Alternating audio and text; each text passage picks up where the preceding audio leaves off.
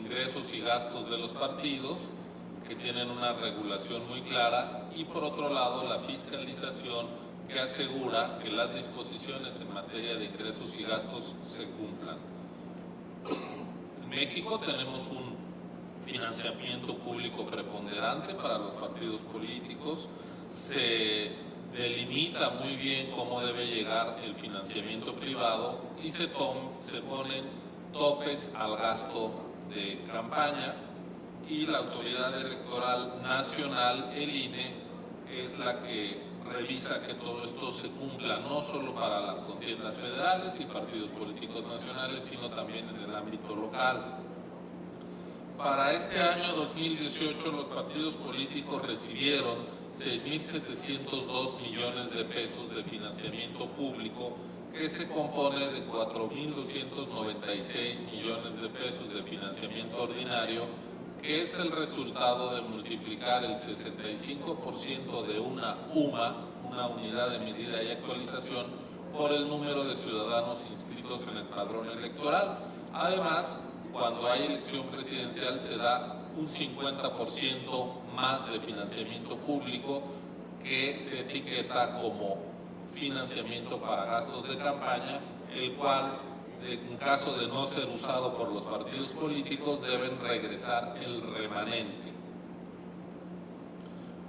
La fórmula para distribuir el financiamiento público está establecida en la ley desde hace más de 20 años y es la siguiente: el 30% de la bolsa total se distribuye a partes iguales, idénticas, sin importar el tamaño del partido político nacional. Tenemos 9 partidos políticos nacionales, y el 70% restante se entrega en función de la votación válida emitida para la Cámara de Diputados en el proceso electoral previo. Así que los porcentajes de financiamiento que hoy tienen los partidos políticos se deben a cómo les fue en 2015. En lo que hace al financiamiento privado, solo pueden hacer aportaciones personas físicas, y las personas físicas, ciudadanos, tienen límites. Los militantes pueden aportar hasta 86 millones, 85.9 millones de pesos a su partido este año. Los simpatizantes, es decir, gente que no milita en los partidos pero que quiere hacer contribuciones, tienen un tope global de aportación de 33.6 millones de pesos. Lo mismo es lo que pueden aportar en su conjunto los candidatos y precandidatos por partido, y la aportación individual de cada persona es de 1.600.000 pesos como máximo. La campaña, ya en lo que toca a los gastos, tiene los siguientes topes, y nosotros vamos a verificar que se respeten. Para una diputación federal se trata de un tope de 1.432.111 pesos. Para una senaduría es el tope por distrito, lo mismo que el diputado, por el número de distritos que hay en una entidad. Así, por ejemplo, en Baja California Sur o Colima, que hay 2 distritos electorales, ahí el tope es de 2.864.000 pesos. Si nos vamos a una entidad con 20 distritos, como puede ser Jalisco, el tope son 28.642.220 pesos. El tope para la presidencia de la República en las campañas que concluyeron ayer es de 429.633.225 pesos. Todos tuvieron que respetar ese tope de gasto. Los topes son definidos por las legislaciones locales. Si bien la única autoridad fiscalizadora es el INE, lo que pasa en las definiciones de los topes corresponde o bien al legislador local que fija las reglas que aplica finalmente cada OPLE, y eso nos da lugar a una gran heterogeneidad. Si ustedes ven, por ejemplo, lo que es el tope de campaña promedio por elector, en una elección federal son 4 pesos con 81 centavos, pero si vamos a entidades como Yucatán, son 41 pesos con 84 centavos, Durango 33 pesos con 48 centavos, o tenemos en el otro extremo, por ejemplo, a la Ciudad de México con 2 pesos 63 centavos promedio de gasto permitido por elector en las campañas, así que hay una enorme heterogeneidad. De cualquier manera, el INE va a verificar que los topes se cumplan en todas las campañas por todos los candidatos. El modelo de fiscalización que está vigente desde 2014 señala que el INE es la única autoridad nacional en materia de fiscalización. Esta es una diferencia importante con lo que era el IFE. El IFE solo fiscalizaba partidos políticos nacionales en lo que hace a los recursos del Comité Ejecutivo Nacional y las campañas federales. Ahora el INE revisa la contabilidad del partido en el Comité Ejecutivo Nacional y en los 32 comités ejecutivos locales, es decir, es 33 veces mayor el número de auditorías por cada partido nacional, y además se fiscalizan todas las campañas, ya sean desde el presidente de la República, senadores, diputados y ahora campañas a gubernaturas, a congresos locales y también a elecciones municipales. E incluso cuando llegue a haber cuarto nivel de gobierno, se fiscalizan esas campañas. La Comisión de Fiscalización supervisa la Unidad Técnica de Fiscalización, la cual tiene autonomía técnica para su trabajo.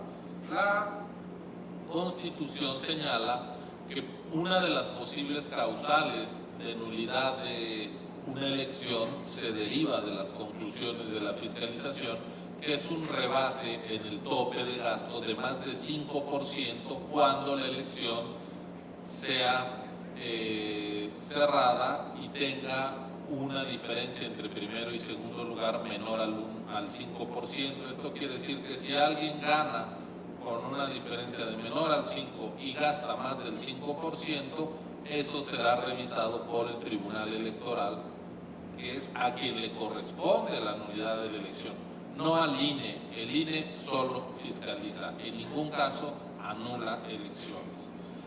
Esto implica que la fiscalización ahora se hace en plazos muy breves, a diferencia de lo que ocurría en 2012, por ejemplo, que primero se calificaba la elección presidencial, después los partidos políticos entregaban sus informes de ingresos y gastos y al año siguiente se dictaminaba los ingresos y gastos de las campañas, es decir, corrían por cuerdas totalmente separadas la calificación de la elección y la revisión del dinero involucrado en las campañas. Hoy eso se modificó y la fiscalización debe concluir antes de la calificación de las elecciones. Eso nos llevó a tener plazos muy breves y por lo mismo fue necesario trabajar en un esquema totalmente distinto. Ya no se trata de las auditorías tradicionales donde mandábamos a los auditores a las sedes de los partidos a revisar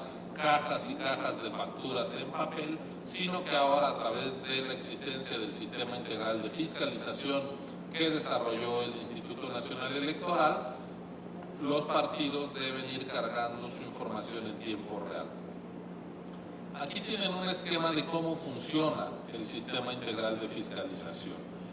Como pueden ustedes ver en la parte superior izquierda, hay un registro de precandidatos y de candidatos. Como nosotros fiscalizamos a todos los candidatos, no importa para qué cargo están compitiendo, fue necesario crear este sistema donde cuando el Consejo General del INE o el Consejo General de un organismo público local aprueba una candidatura, en ese momento el candidato aprobado se vuelve un sujeto fiscalizable para el INE.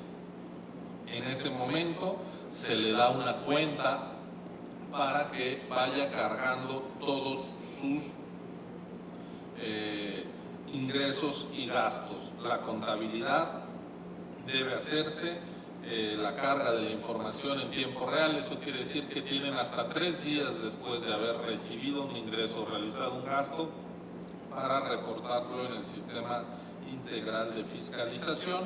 Nosotros empezamos ahí una auditoría, se contrasta con información que tenemos del monitoreo que realizamos en redes sociales, en prensa escrita, pero también sobre el terreno físico. Recorremos todo el país, tomamos fotografías de decenas de miles de barras, de espectaculares, de testigos de gasto, y acudimos a los eventos de campaña de los actores políticos y ahí levantamos actas en las cuales se asienta qué recursos hay involucrados. Si se contrató un espacio, si se instalaron gradas, si hubo iluminación, templete, equipos de sonido, grupos musicales, autobuses transportando a los asistentes al evento político. Todo eso lo registramos y lo contrastamos con el dicho de los actores para ver que efectivamente lo que ellos nos dicen que gastaron sea lo que gastaron. Gracias a esto hemos podido identificar, por ejemplo, en la campaña de las campañas del año pasado en el Estado de México, un subreporte del 40% en los gastos de las campañas. Es decir, estamos encontrando cantidades importantes de gasto no reportado. Además, tenemos un portal de transparencia que todos los días actualiza la información de lo que los candidatos dicen estar ingresando y gastando. Tenemos sistemas auxiliares del CIF, la notificación electrónica. Tenemos arriba de 17,000 candidatos para darles derecho de audiencia, para decirles qué estamos observando. Se les notifica electrónicamente, irlos a buscar con los plazos legales, dejarles un aviso, regresar al otro día a 17,000 personas a lo largo y ancho del país en unas cuantas horas, pues es realmente complicado. Por eso desarrollamos el sistema de notificación electrónica que fue avalado por el Tribunal Electoral. Además, tenemos el Registro Nacional de Proveedores. En México, todo actor político que quiera pagar servicios o bienes con una empresa es legítimo, pero esta empresa tiene que estar en nuestro Registro Nacional de Proveedores y nosotros comprobamos con otras instituciones hacendarias del país que se trate de empresas que efectivamente están dadas de alta y al corriente en sus obligaciones fiscales.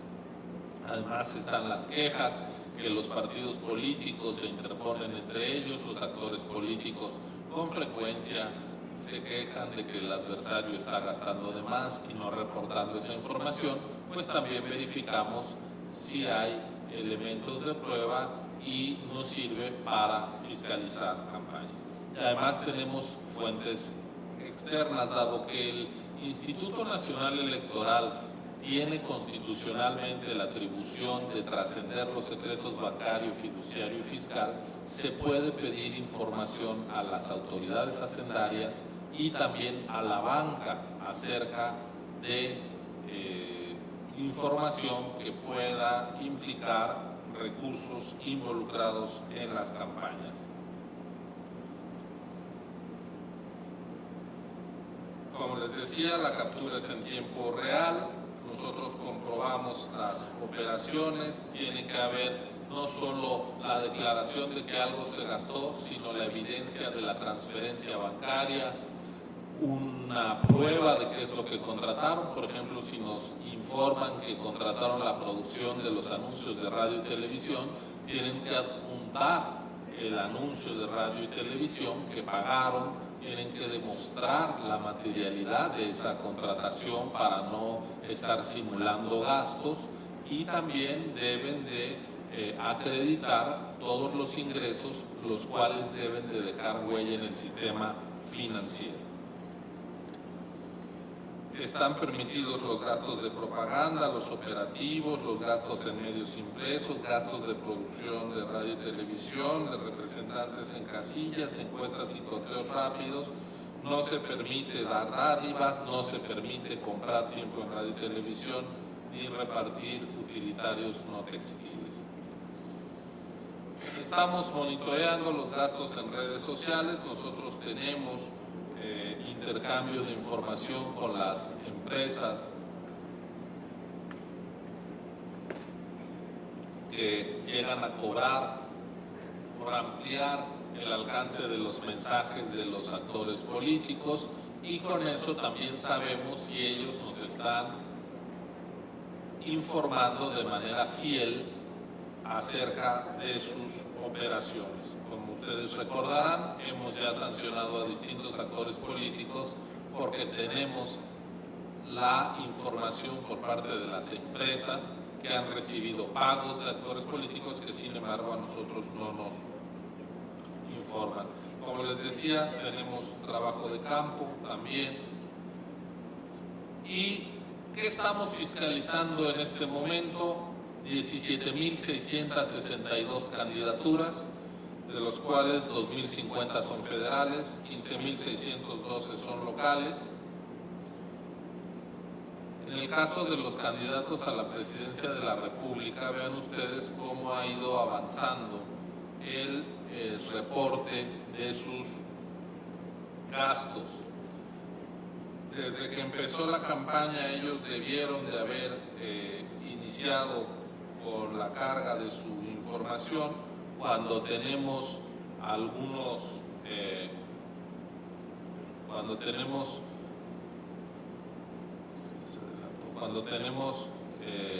partes planas de las gráficas, quiere decir que se estancó la rendición de cuentas de los actores. Lo normal es que vaya en ascenso, que sea una pendiente ascendente, porque pues las campañas no se detuvieron. Si está plana, quiere decir que no hubo campaña, que no hubo gasto, pero como las campañas no se interrumpieron, esto lo que indica es que no necesariamente tenemos una rendición de cuentas acorde con la actividad política desplegada.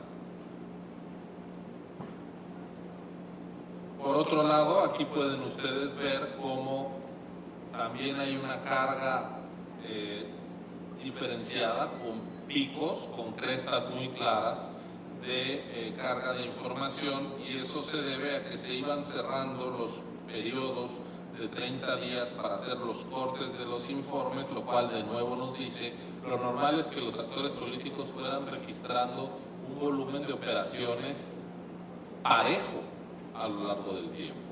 Cuando es al cierre, eso quiere decir que las operaciones que realizaron a lo largo del mes se esperan al final para dar cuenta de ellas. Es una conducta más o menos generalizada.